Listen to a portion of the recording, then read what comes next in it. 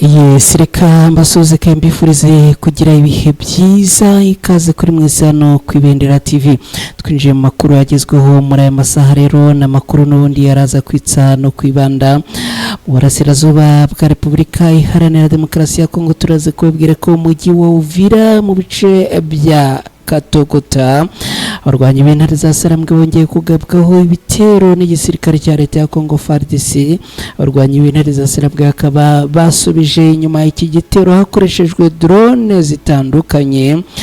Igisirikare cya leta ya Kongo FARDC ubu tuvugana harabarurwa abasirikare bagera kuri 22 barashwe muri iyi mirwano. Turaza kandi kunyarukira muri Warungu tubabwire ko abarwanyi b'intare za Sarambwe bongeye kugabwaho ibitero n'uruhande rwanira leta ya Kongo ku musozi wa Kavumo. Turaza kurebera hamwe uko ibintu byifashe magingo ya amururu urugamba rwabereye ahanga. Turaza kunyarukira muri Kivu y'Amajyaruguru muri teritwari ya Rucuru tubabwire ko abarwanyi b'intare za Sarambwe bongeye guhangana mu mirwano ikomeye n'igisirikare cya leta ya Kongo FARDC ahitwa muri Rangira. Bakaba rero n'ubundi ari imirwano yirije umunsi kandi akaba ari imirwano yari ikomeye. Turaza kandi kubabwira ko muri Kivu y'Amajyaruguru muri Kivu y'Amajyepfo turababwira yuko abarwanyi b'intare za Sarambwe n'ubundi bongeye kurwana mu mirwano ikomeye n'igisirikare cya leta ya Kongo FARDC mu Minembwe. Turaza kurebera hamwe uko urugamba rwaha mu Minembwe rwagenze. Muri teritwari ya Masisi mujyi wa Kicanga hongeye kumvikana imirwano. Ni imirwano yongeye gushyamiranya abarwanyi b'intare za Sarambwe n'uruhande rurwanira leta ya Kongo. Turaza kurebera hamwe uko iyi mirwano yiriwe ndetse n'uko magingo ya ibintu byifashe. Turaza kandi no kunyarukira mujyi wa Goma ni muri Kivu y'Amajyaruguru muri Repubulika Iharanira Demokarasi ya Kongo. Tubabwire ko muri Nyiragongo abarwanyi b'intare za Sarambwe bakoze imikwabo iremereye, bikaba bimaze kurangira birukanye abawazarendo n'aba FDLR ni mu gace ka Kibati, ndetse abarwanyi b'intare za Sarambwe bakaba bongeye kuhavana intwaro ziremereye cyane. Ngibi rero ibyo tugiye kwinjiranamo muri aya makuru, ibyo tugiye gusangira. Hanyuma rero aho muri hose nongeye kubaha ikaze. Niba wamaze kugera hano nyemerera ngusabe guterekaho like yawe kugira ngo n'ubundi mboneye ko turi kumwe hano ku Ibendera TV, umurongo mugari wa Ibendera TV. Niba ari bwo bwa mbere ugeze hano ku Ibendera TV nyemerera uterekeho subscribe.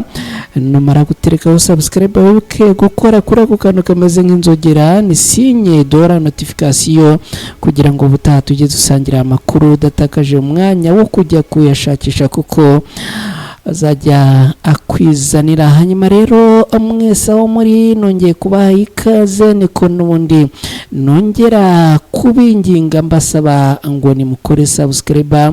Ikindi kandi mudufashe gusangiza izi nkuru inshuti n'abavandimwe banyu aho muherereye. Niba muri kutwumva ni munyemerere munyandikire mbwire niba turi kumwe 5 kuri 5. Reka rero dutumike ubundi mu kanya ngaruke twinjira muri aya makuru ku buryo burambuye. Ubusi idasanzwe ku ndwara zitandukanye harimo nka diabete, hypertension, hepatite, impyiko na prostate. Waba ugira ububabare mu nda bushingiye ku moko y'inzoka zitandukanye nka amibe, teniya n'izindi, cyangwa ukunda kugira ibibazo byo mu nda bidasobanutse, ufite sawa bw'indwara z'uruhu cyangwa ukeka ko wahumanyijwe, Siriya bazanye promotion idasanzwe kuko kuvurwa ari nk'ubuntu. Abangaba bafite inkomoko muri Tanzania kuko bakorera muri East Africa yose ndetse bagakorera no mu Rwanda. Bafite ubunararibonye mu kuvura bakoresheje imiti ikomoka ku bimera. Bavura cyane abagore bakunda kugira ibibazo mu myanya y'ibanga nk'ama-infection, imihango idakama n'ibindi. Bavura kandi n'abagabo bagira ubushake buke mu gutera akabariro n'abatishimira ingano y'igitsina cyabo. Bakagira umwihariko kandi mu kuvura abakeka ko bahumanyijwe cyangwa barozwe. Ni inzobere mu by'ubuzima, bahamagare kuri nimero ziri kuri ekara yawe bagufashe. Akarusho nuko waba uri hose ku isi bakugezaho imiti yabo kuko bakorana na DHL.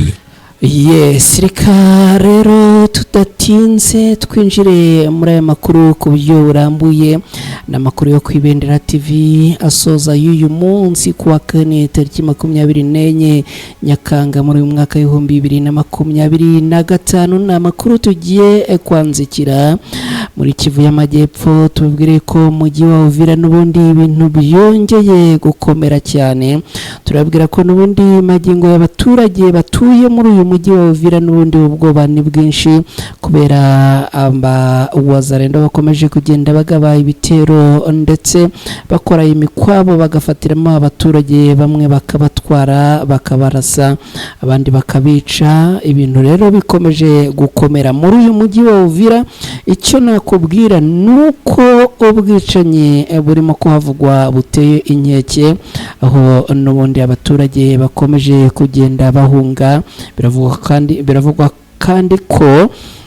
Biravugwa ko n'ubundi biri kugeza amasaha y'ijoro abaturage bakajya mu mashyamba no mu bihuru kuraramo bitewe n'impungenge z'umutekano wabo. Hanyuma reka twerekeze Katogota, mbabwire ko n'ubundi abarwanyi b'intare za Sarambwe bongeye kugabwaho igitero n'uruhande rurwanira leta ya Kongo, igisirikare cya leta ya Kongo FARDC. Abarwanyi b'intare za Sarambwe bakaba babashije gusubiza inyuma iki gitero hakoreshejwe drone. Hanyuma abasirikare bagera kuri 22 bakaba barasiwe muri iyi mirwano nabo ku ruhande rwa leta ya Kongo FARDC. Gusa abangaba bikaba bivuga ko ngo harimo abakomeretse, harimo kandi n'abandi barashwe bikomeye cyane, ngo harimo kandi n'abatakaje ubuzima. Ni imirwano yatangiye mu rukerera rwo kuri uyu munsi. Abarwanyi b'intare za Sarambwe bakaba bagabweho igitero gitunguranye mu murenge wa Katogota, ni muri zone ya Rusizi hafi y'umupaka w'u Burundi muri Repubulika Iharanira Demokarasi ya Kongo. Iki gitero cyaranzwe n'ikoreshwa rya drone kabutindi, dore ko hakoreshejwe drone zizwi nka reconnaissance ndetse n'izindi zitwara ibisasu zizwi nka drone arme. Zikaba rero izi ngizi zakoreshejwe ku ruhande rw'abarwanyi b'intare za Sarambwe, ndetse ngo ni nazo zabafashije kugenda abahashya ibi bitero by'igisirikare cya leta ya Kongo FARDC. Amakuru aturuka muri ibi bice avuga yuko ari intambara yatangiye cyangwa se ari imirwano yatangiye ku isaha saa 11 saa 11 za mu gitondo kuri uyu munsi, aho bivugwa ko abasirikare ba FARDC n'ubundi bagera kuri 70 ngo aribo bagabye iki gitero. Abagera kuri 22 bakaba barasiwe muri iki gitero, nubwo abangaba bagera kuri 22 harimo ngo abakomeretse. Hanyuma rero reka tubyinjiremo. Abasirikare bagera kuri 22 nibo barashwe, abagera kuri 13 bakomeretse bikomeye cyane, abagera kuri 6 ngo barashwe bahita bapfa. Hanyuma abagera kuri 3 ngo bafashwe matekwa. Ikindi kandi nababwira nuko abarwanyi b'intare za Sarambwe ngo bafashe imbunda zigera kuri 11 zose za AK47 n'amasasu atari makeya, ndetse ngo ahangana ubundi hakaba hafatiwe na radio za gisirikare. Cyakora umubare w'izi radio zafatiwe hazo ntago wigeze umenyekana. Abaturage batuye muri ibi bice rero bakavuga yuko n'ubundi ngo humvikanye amasasu menshi cyane arimo aremereye cyane, ndetse kandi ibi bikaba bikomeje gutuma abaturage bamwe bagenda abahunga berekeza mu bindi bice bitarimo kuberamo imirwano. Reka twerekeze muri Warungu, tubabwire ko abarwanyi b'intare za Sarambwe bongeye kuhangana n'abarwanyi barwana ku ruhande rwa leta ya Kongo ahitwa Kavumo, ni ku musozi wa Kavumo. Ahangaha rero n'ubundi bikaba bivugwa yuko ngo harasiwe imodoka yari itwaye abasirikare ba FARDC. Bikaba bivugwa yuko ngo abagera ku 10 bose bakomerekeye muri iyi mirwano mu gace ka Warungu. Imirwano yongeye gukomera mu gitondo cyo kuri uyu wa kane. Akaba ari amakuru avuga yuko n'ubundi kuri uyu wa kane masaha ya nimugoroba aribwo iyi mirwano yongeye kubura, aho abarwanyi b'intare za Sarambwe n'ubundi bongeye kwisanga ku mirwano n'abarwanyi barwana ku ruhande rwa leta ya Kongo. Abarwanyi b'intare za Sarambwe n'ubundi bakaba bongeye kurasana bikomeye cyane n'abarwanyi bo ku ruhande rwa leta ya Kongo.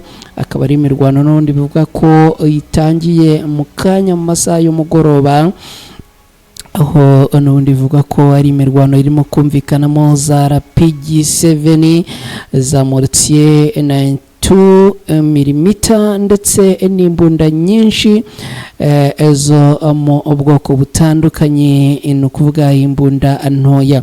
Ahangaha biravugwa kandi ko ngo amakuru aturuka avuga yuko ngo harimo no gukoreshwa drone n'ubundi zirimo kugenda zifasha abarwana ku ruhande rw'intare za Sarambwe kuba babasha guhangana n'ibi bitero biremereye kandi ibikomeye.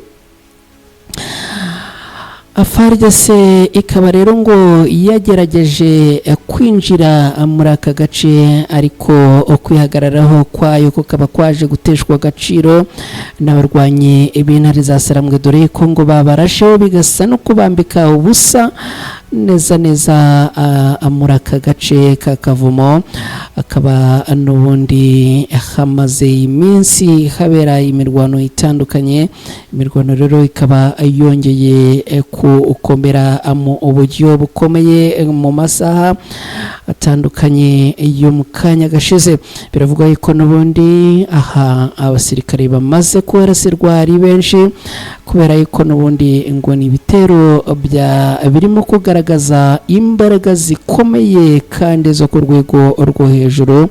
Biravuga yuko n'ubundi ahangaha n'ubundi abarwanyi b'intare za Sarambwe ngo bongeye kuharasira Land Cruiser, ni imodoka ebyiri za gisirikare za FARDC zo mu bwoko bwa Land Cruiser zifite ibikoresho imbere harimo na anti-aircraft gun, ni ya mbunda igenda yirasa n'ubundi iri hejuru.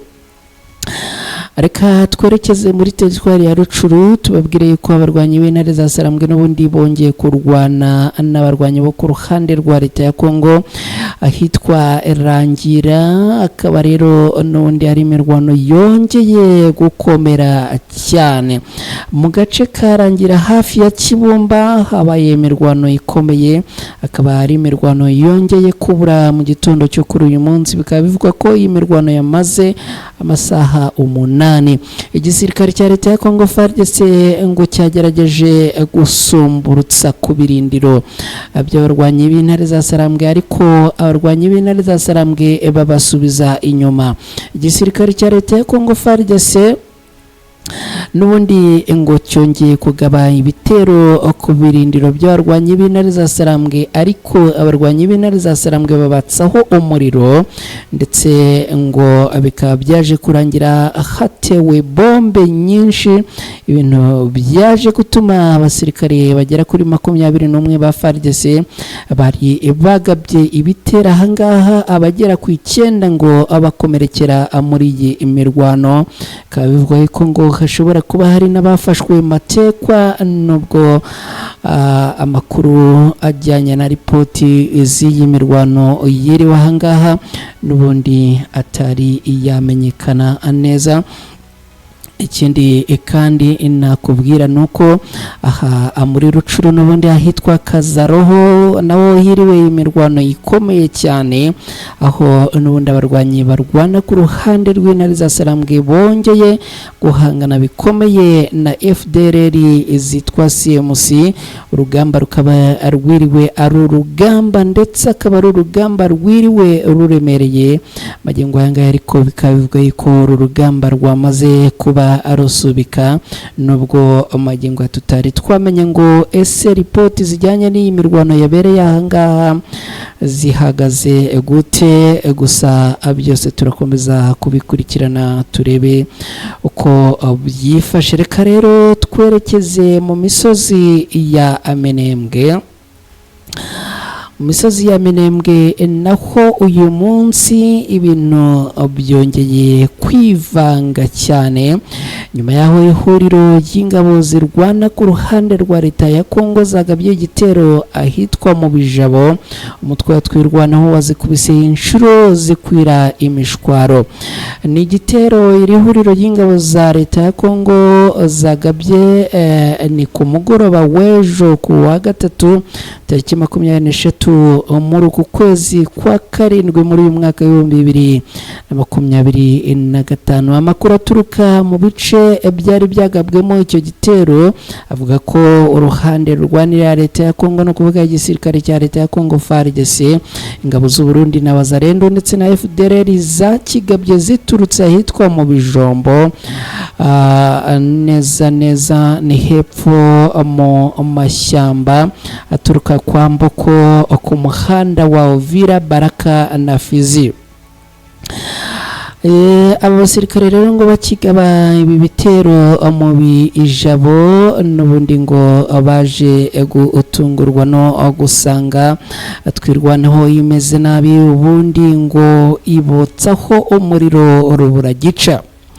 Iyi Bijabo yari yagabwemo igitero iherereye hafi ya Kamombo mu cyo hagati, ikaba kandi iri mu ntera ibarirwa mu birometero nka 20 uvuye muri santere ya Minembwe hatuwe n'abanyamurenge, dore ko n'ubundi ngo ahangaha ari iyo yari tagati y'abarwanye bagabye igitero ku munsi w'ejo. Umwe mu baturage twavuganye aherereye muri ibi bice agira ati aduyi yaraje arasa mu Bijabo ariko ntago byaje kumuhira kubera yuko abatwirwanaho bamurashe batamubabarira binarangira asubiye iyo yaje aturuka. Iyi mirwano yabaye mu gihe n'ubundi Wazalendo bari bagaragaye hafi ya santere ya Mikenke ni mu gice cyegereye mu Rwitsankuku, amazina abakomeye cyane.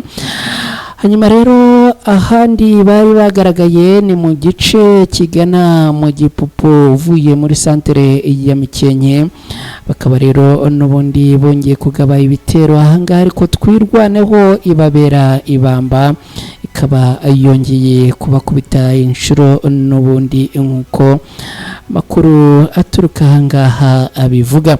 Reka twerekeze muri teritwari ya Masisi ni muri Kivu y'Amajyaruguru muri Repubulika Iharanira Demokarasi ya Kongo. Mujyi wa Kichanga hongeye kubera imirwano ikomeye hagati y'abarwanyi b'intare za Sarambwe n'uruhande rurwanira leta ya Kongo.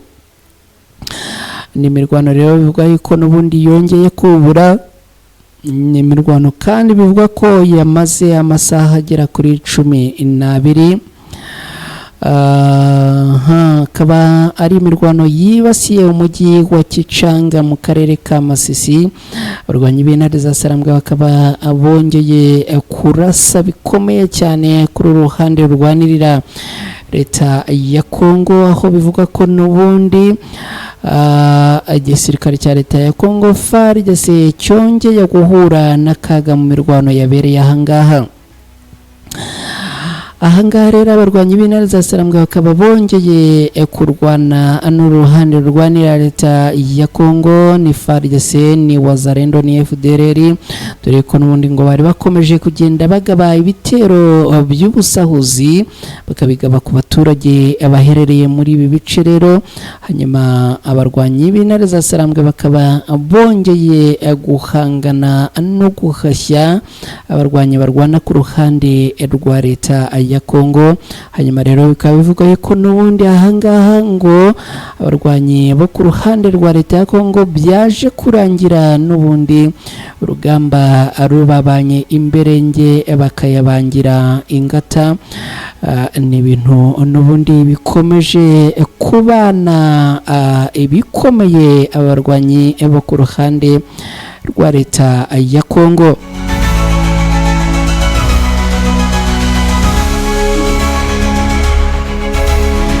Yes, muri aya makuru rero ni munyemerere tugenda tunagana no ku musozo wayo twerekeze muri Kivu y'Amajyaruguru umujyi wa Goma. Tubabwire yuko Nyiragongo abarwanyi b'intare za Sarambwe n'ubundi bongeye kuhakora imikwabo yo guhiga FDLR, igisirikare cya leta ya Kongo FARDC ndetse na Wazalendo. Uyu munsi rero imikwabo ikaba yabereye mu gace ka Kibati, aho abarwanyi b'intare za Sarambwe bakoresheje ingufu nshya harimo n'intwaro zo mu bwoko bwa FN6 Manpad, ni ibikoresho by'itumanaho bigezweho.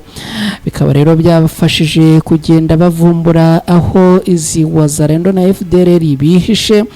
Bikaba rero byaje kurangira n'ubundi babarashemo urusoro, abagera kuri 19 bahasiga ubuzima, abandi 12 barakomereka bikomeye. Magingo ya ntago byari byasobanuka neza niba abangaba ariko biravugwa yuko n'ubundi ari abarwanyi bo ku ruhande rwa leta ya Kongo. Bikaba bivuze ko bose iyi mibare ivanze, ni FARDC ni Wazalendo ni FDLR. Ubwo nibiza kwisobanura turaza kugenda tubigarukaho, tubabwire ngo FDLR naba, Wazalendo naba na FARDC naba. Abarwanyi b'intare za Sarambwe rero bakaba bavuze yuko bahafatiye imbunda zigera kuri 7 zo mu bwoko bwa AK47 ndetse ngo n'ibindi bikoresho bijyanye na communication cyangwa se itumanaho. Ibintu rero bikaba bikomeje kugenda bizamura urugamba ahangaha mu rwego rwo hejuru. Reka rero mbashimire cyane inshuti bakunzi bacu, mwari muri kumwe natwe muri aya makuru twagarukagaho y'ibijyanye na ripoti zijyanye n'imirwano yiriwe uyu munsi hirya no hino mu bice bigize iki gihugu cya Repubulika Iharanira Demokarasi ya Kongo, by'umwihariko mu burasirazuba bw'iki gihugu. Mbere yo kuva kuri mikrofoni muri studio, ni munyemerere nongere mbibutse abatarakora subscribe ku Ibendera TV, nyabunane muyikore. Nawe wamaze kuyikora hano winjire uhita uterekaho like hasi aho ngaho, hanyuma ubwo kandi ushobora no kudufasha gusangiza izi nkuru inshuti n'abavandimwe bawe, no kumanuka hasi aho handitse share ugahita uhakanda.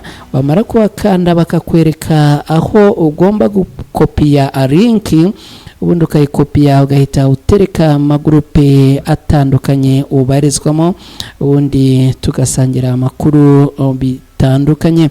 Mwese rero reka mbashimire, cyo nababwira nuko bifuriza kugira ijoro ryiza. Mbabwira ngo Imana ibarinde aho muherereye hose, yaba abari mu Rwanda yaba bari muri Kenya. Tarama inshuti yacu magara rwose uri Nairobi muri Kenya, ndagusuhuje nkubwira ngo ugire ijoro ryiza. Uyu Mutarama yitwa nde rwose, akunda kuba ari tayari inshuro nyinshi hano ku Ibendera TV, agenda babwira ati ndabakurikiye 5 kuri 5. Mutarama w'umukoboyi rwose. Hari n'abandi Batarama inshuti zacu baherereye ahantu bita Zambia. Abantu baherereye Zambia, hari umuntu witwa Abarahiriwe Jean Pierre uherereye i Nyagatare, hari umuntu witwa Rwanda 2020 uherereye i Gicumbi. Hano rwose mukunda kugenda amutugaragariza ko muri kumwe natwe, mukanabitwereka rwose ndabashimira cyane. Mutarama wo muri Kenya rero rwose yitwa Elione. Yes, rwose byari kumbabaza iyo mva muri studio ntabashije kubona. Mutarama yitwa Elione uherereye i Nairobi muri Kenya, nawe rero ndagushimiye cyane uburyo bana natwe. Hanyuma aho duherereye kumwe muri groupe y'abakunzi ba Ibendera TV, namwe yambu sana mwese rero amugire ijoro ryiza kandi Imana ibarinde.